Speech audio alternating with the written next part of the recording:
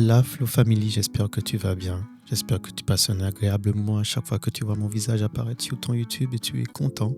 Tu as préparé ta petite boisson, ton thé, ok, ton petit café ou ta petite boisson énergétique. On va passer un petit moment ensemble. Ça va être la dernière vidéo de l'année et j'ai préparé ce moment-là pour que ce soit vraiment la dernière vidéo de l'année. Je n'aurai vraiment pas d'autre avant 2025 parce qu'on reviendra avec de nouveaux programmes sur cette chaîne, une nouvelle vision, une nouvelle manière de voir les choses. Mais avant d'arriver à là, il faut que je t'explique pourquoi. Justement, c'est cette vidéo-là qui sera la dernière vidéo de l'année et pourquoi elle est présentée ainsi. Tout au long de l'année 2024, je me suis remis en question énormément et j'ai pris une énorme claque parce que j'ai eu tout au long de ces derniers temps, ces 2-3 ans-là, comme une sorte de sentiment de rejet de la part de ceux qui sont dans le milieu avec moi et qui sont autour de moi, avec qui j'ai déjà bossé et tout ça. J'ai eu ce sentiment de rejet, j'ai eu ce sentiment de voir les gens réaliser des projets et de ne pas être appelé dessus. J'ai eu ce sentiment de rejet quand j'ai vu des gens faire des projets que je sais que j'aurais pu être présent et amener quelque chose, voire réaliser, pas forcément réaliser, prendre en main et tout, mais que ce soit sur le côté de la photo ou la prise de vue. Bref, faire partie de quelque chose. Voilà, je me suis dit, voilà, ça y est, on sait ce que je suis capable de faire et je vais avoir justement ce côté où s'il y a un projet, on pense à faire appel à moi, même que ce soit pour des vidéos backstage ou des photos backstage, surtout que c'est ce que je préfère le plus. Mais bon, passons. Je vais vous préparer une vidéo explicative de tout cela en 2025. Donc, quand j'ai eu ce sentiment de rejet, je me suis posé énormément de questions et la plus grande question que je me suis posée, c'est si ça se trouve, c'est que tu n'es pas conforme à ce qu'ils ont besoin en fait.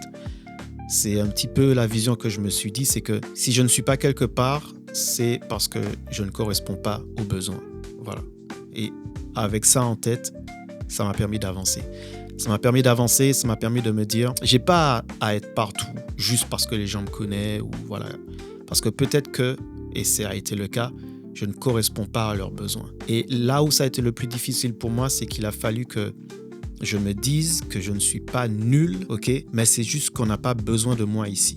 Mais on peut avoir besoin de moi ailleurs. Et j'ai concentré mon énergie là où on avait besoin de moi. J'ai concentré mon savoir-faire là où on avait besoin de moi.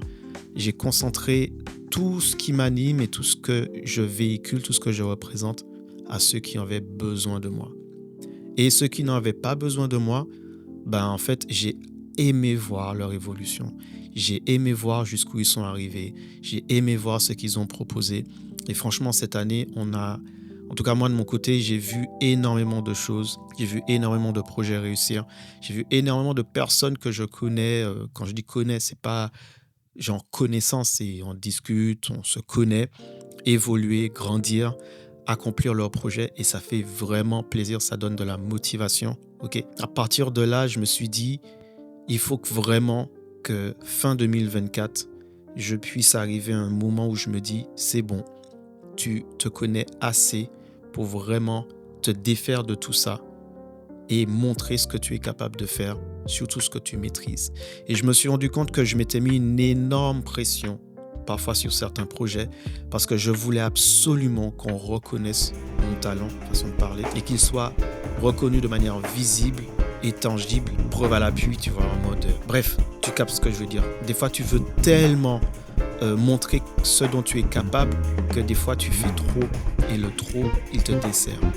Ok ? Et j'ai eu certaines de ces expériences-là. Mais merci à 2 personnes, voire 3 personnes en particulier, 3 artistes en particulier, qui tout au long de cette année 2024, travailler avec eux m'ont donné cette validation personnelle, ok, dans mes compétences et qui m'ont vraiment permis de me dire, en fait, Odel, t'es un mec simple. Ok, je suis pas le gars qui maîtrise les effets spéciaux, je suis pas un gars qui maîtrise plein de choses en termes de montage et tout, je l'ai toujours dit. Je l'ai toujours dit depuis le début que j'ai commencé la vidéo. Je l'ai toujours dit, je suis un mec, j'aime bien quand c'est fait à 85-90% du temps, quand c'est fait en tournage. Derrière l'ordi, ça doit être la partie la plus simple, rapide à faire. Ok ? Et je fais toujours en sorte pour que les productions et les réalisations soient comme ça. Et des fois, quand il n'y a pas, parce qu'on attend beaucoup sur la partie montage, effets spéciaux, les transitions, machin, tout ça, des fois, c'est là où je bloque, c'est là où je bug, parce que je n'ai pas cette vision dans les effets spéciaux, c'est vraiment un métier à part entière. Même si que je kiffe, hein, mais ma manière de filmer, ça bloque avec ma manière de filmer. Je suis capable de bien filmer et je préfère à ce moment-là donner ça à quelqu'un qui maîtrise les effets spéciaux, les transitions, machin et tout, qui lui va pouvoir apporter sa touche.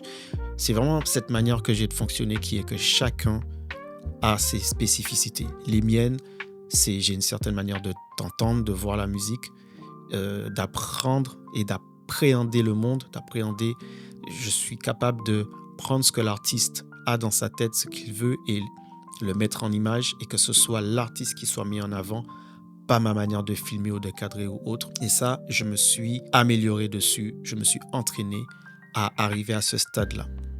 Et c'est pour ça que je dis que je remercie 3 artistes pour ça. Yearns, qui m'a fait confiance 2 fois, avec qui j'ai énormément aimé collaborer. On a fait 2 clips, 2 visuels plutôt, et c'était fluide. Il avait son idée, je lui ai proposé les miennes, on a bossé ensemble, et ça a été. Il y a récemment John, pourquoi ? Parce que John, il m'a donné carte blanche sur un de ses projets, et ça m'a vraiment montré que même tous les petits trucs techniques qu'il y avait, un truc tout simple, hein, on a shooté avec 3 marques de caméras différentes. Tu te dis, jamais quelqu'un n'aurait accepté ça parce que sur les réseaux ou tu vois, ça ne se fait pas. Mais en fait, qu'est-ce qu'on s'en fout ? L'important, c'est ce qu'il y a dans l'image. Tant que l'image est propre, tant que l'image te permet de voir ce qui se passe, tant que ton message est véhiculé, qu'est-ce qu'on s'en fout que tu as filmé avec un Sony, une Blackmagic et un GH5 ? Ok, ce sont les petits détails que les gens vont regarder et qui parfois, toi, vont te bloquer dans tes réalisations. Et à force peut-être de t'entraîner ainsi, un jour, tu auras 5, 4, 6 caméras qui seront de la même trempe. Mais bon, ça, c'est juste un petit détail. Et je remercie John de m'avoir challengé sur ça. On en a discuté et quand il m'a dit que ça ne le dérangeait pas, j'ai fait, mon gars, tu sais quoi, moi non plus, je l'ai déjà testé. Et si ça ne te dérange pas, bah let's go. On se challenge dessus et puis on y va. Et le dernier, c'est celui avec qui je suis depuis un très, très, très bout de temps. C'est Boris MC, que j'ai rencontré vraiment sur un shoot et avec qui j'en ai parlé. J'ai rencontré d'abord Lorena qui m'a mis en contact avec lui. Donc Boris et Lorena, franchement, ils sont rentrés dans mon cercle. Franchement, vous savez que mon cercle n'est pas grand, mais Boris et Lorena sont rentrés dans mon cercle. Donc, cœur sur vous, vous m'avez énormément permis d'apprendre sur moi-même cette année.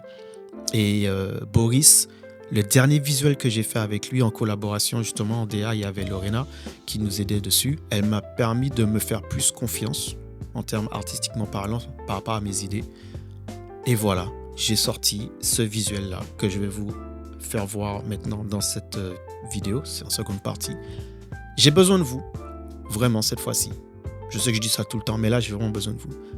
N'hésitez pas à me donner vos commentaires. N'hésitez pas à me dire ce que vous pensez des images. N'hésitez pas à me dire ce que vous pensez de ce que le son vous a fait ressentir. Est-ce que ça vous a plu? Est-ce que vous avez aimé? Est-ce que les images correspondent? Est-ce que la couleur correspond? Il y a des petits couacs techniques, mais moi je ne suis pas sur ce côté-là. Je ne suis pas sur le côté technique. Ce clip-là, c'est toute une année de tests, d'essais et compagnie. Je sais qu'il y a des gens qui peuvent tabasser en une journée un clip. Ouais. Mais s'il vous plaît, mettez les autres à côté. Là, je parle de moi. Ça fait le mec égocentrique, machin et tout. Mais m'en bat les steaks. Là, je vous donne une précision. J'ai réalisé ce visuel. Je vous le montre, je vous le partage. Bon, je vais peut-être me faire strike sur YouTube, j'espère pas. J'ai besoin de vos avis, j'ai besoin de vos commentaires. Ça m'aide à avancer et ça va m'aider à confirmer tout ce que j'ai appris en 2024 en me mettant un petit peu en retrait pour améliorer ma manière de filmer, améliorer ma maîtrise de mon art, de mon matériel et de mon savoir-faire. Et je vous promets qu'en 2025, je vais vous proposer beaucoup plus de choses, si Dieu veut.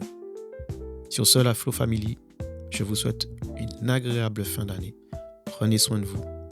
Faites attention à vos proches. Ok? Ne négligez pas vos proches. Et on se voit l'année prochaine.